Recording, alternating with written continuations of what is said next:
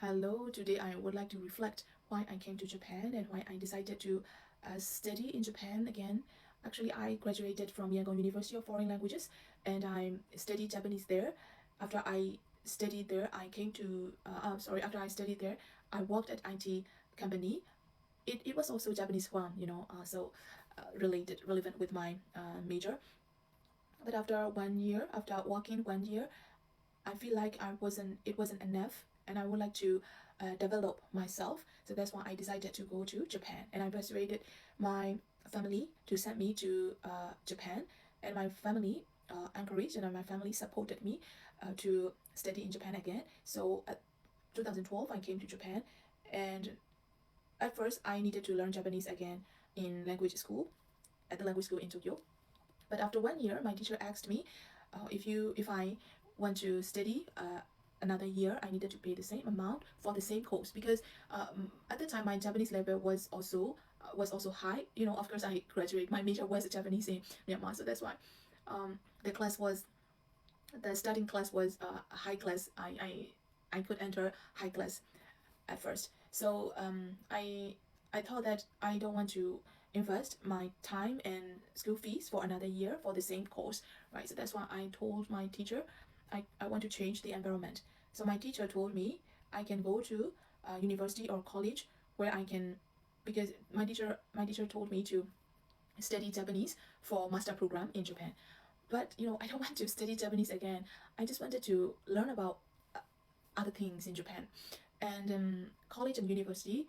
Uh, so I started to search calling about college and universities in Japan in the internet. So what I found is that like Japanese university graduates and college graduates are different. So and I also want to study in the university because I like to experience the Japanese education system. So that's why I decided to study in the university again. But there are also rankings for the university, like in Myanmar. So national universities are top universities, and then if you can, and then also private. There are also private universities, but private universities are like um, expensive, more expensive than national universities. And also in the private universities, there are really popular and famous private university, and those are also difficult to enter those universities. So but there are many private universities that are not popular. They are not popular and famous, and but the school fees is the same with the other famous private university. But on the other hand, national universities are at the top ranking, and then also they are not expensive, like compared to private universities. So that's why I decided to go to the national university, and then I told my teachers that I want to go to the national universities, and my teacher told me if you want to go to the national university as a bachelor program, I mean not master program, bachelor program, you need to prepare for the EJU exam. So what I thought about is EJU exam. Okay, so I needed to study for Japanese. If it's Japanese, it's okay for me.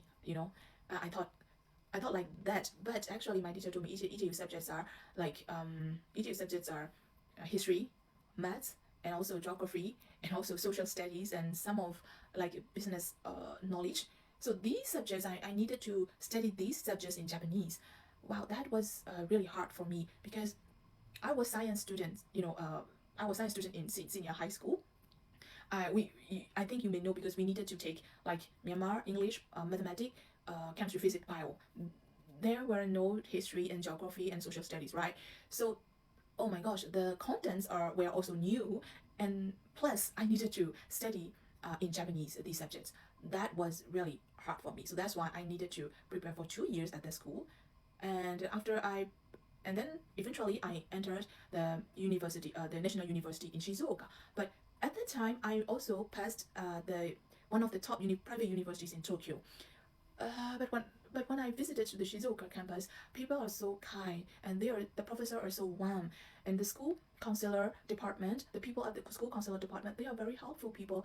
Oh my gosh, I never experienced in Tokyo like this because in Tokyo, in university and also in college, the college that I studied, they are like in my in my mind they are a little bit arrogant, and their attitude towards me, I feel like they are they look down to us, like because we are like foreign students. We their treatment, it was like, we don't know about Japan, like that Japanese. So that's why when I compare these treatments and these attitudes with Shizuoka campus, I decided to go to Shizuoka and study there for 4 years. And you know, in my life, only thing that I can feel, only decision that I feel I make right decision was uh, was it that I study Shizuoka University in Shizuoka University for 4 years. It was my valuable time, and it was the precious time for me. I could learn about I took my major was sociology, but in our first year we needed to in sociology, there are five minor there are big five minor course: sociology, philosophy, and then psychology, and then history, and then anthropology. So we needed in the first year we needed to learn the basics of five courses, and then from second year, we we needed to focus on our major subject like sociology. But I also could take many classes, many major like class for 4 years. So it was really valuable time for me. After I graduated, I came back to Tokyo, and I'm working. I came back to Tokyo and work experience in Japan, studying universities. But in the next video, I would like to make why I choose. But I have to post something. This Here's a course, photo of why I me choose, smiling. this That's path. it. See you tomorrow.